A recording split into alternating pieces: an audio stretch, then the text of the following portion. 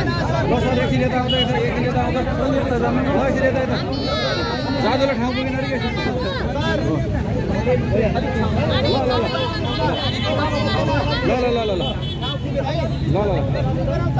अरे ल गरौँ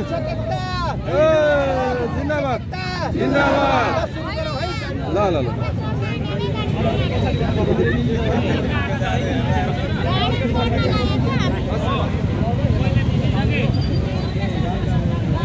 हेर्नुहोस् फरक किलो हुनुहोस्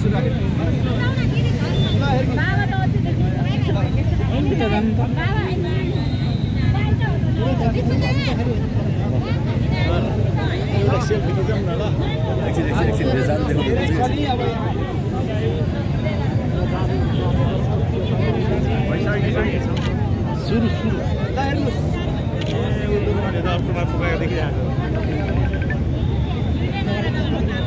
ल हेर्नुहोस् शिक्षक एकता ल हेर्नुहोस् मेरो हातमा रुमाल मैले राखेको छु एउटा रातो एउटा पहेँलो एउटा पहेँलो ठीक छ सर यो भने अहिले तपाईले आफ्नो परिचय र कहाँ कार्यरत हुनुहुन्छ त्यो भन्नु न अहिले अब धन्यवाद वहाँ मिलाउँदै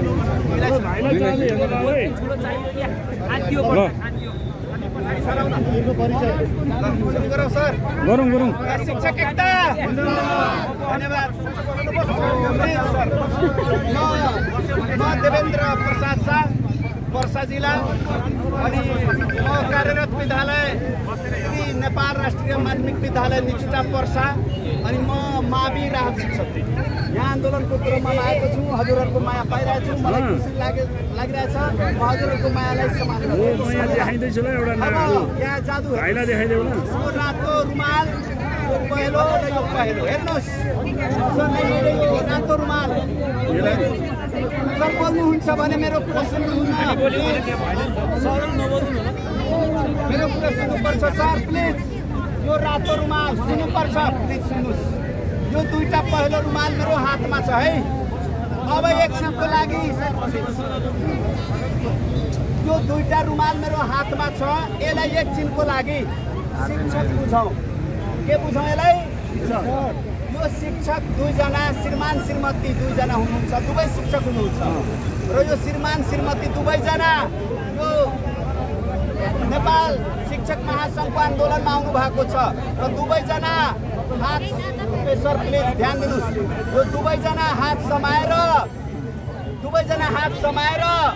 अनि यो काठमाडौँ केन्द्रित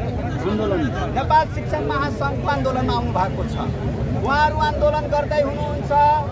अनि आन्दोलन यो उहाँहरू नेपाल शिक्षक महासङ्घको आन्दोलनमा शिक्षक एकता जिन्दाबाद बोल्दै हुनुहुन्छ अब यो बच्चा हो उहाँ दुवैजना काठमाडौँ आन्दोलनमा शिक्षक एकता जिन्दाबाद बोल्दै हुनुहुन्छ दुवैजना अनि उहाँको बच्चा घरमै छुट्यो अब बच्चाले भिडियो हेर्दैछ यहाँ सशक्त आन्दोलन हुँदैछ बच्चालाई पनि रहर लाग्यो कि म पनि काठमाडौँ